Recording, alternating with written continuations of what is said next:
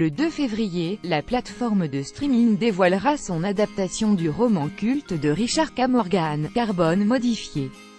Dotée d'un budget, dit-on, aussi aisé que Game of Thrones, la série imagine un 24e siècle où le transfert des âmes d'un corps à l'autre est possible, rendant la mort obsolète.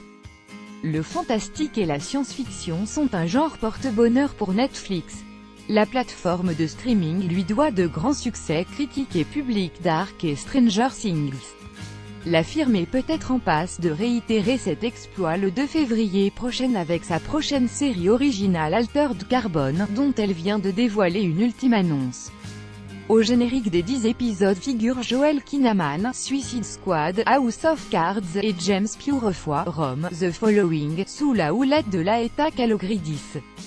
La productrice d'Avatar et scénariste de Shutter Island de Martin Scorsese a supervisé cette adaptation du roman culte de Richard K. Morgan, Carbone modifié, qui a reçu en 2003 l'illustre prix Philip K. Dick. La série est, dit-on, dotée d'un budget par épisode comparable à celui de Game of Thrones. Les premières images laissent entrevoir des métropoles et des décors surgis de Blade Runner. De bon augure, le pilote a été réalisé par Miguel Sapochnik à la barre d'un des plus fameux épisodes de Game of Thrones, la bataille des bâtards. Une exposition à Paris Altered Carbon nous projette au XXIe siècle. En 2384, la mort n'est plus une fin. La grande faucheuse est même devenue obsolète depuis que la science a permis de numériser l'âme. Des sauvegardes régulières ont lieu.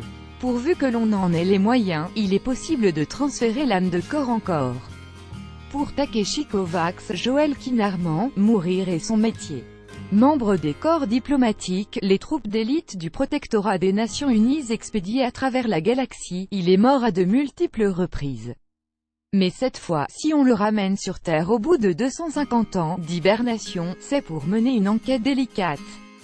Celui qui l'a ressuscité est un riche magnat nommé Lawrence Bancroft, James Purefoy.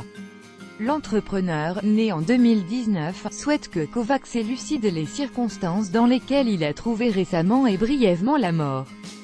Le milliardaire qui a pu trouver un autre corps pour se réincarner est persuadé d'avoir été tué, mais la police a conclu à un suicide. Netflix mise beaucoup sur la série et lui assure un lancement plein d'égards. Au C de Las Vegas, la plateforme a créé un stand dédié. La France aura son lieu d'exposition consacré à l'univers futuriste de la série, à la galerie parisienne Wanted, 23 rue du Roi de Sicile, du 26 janvier au 1er février.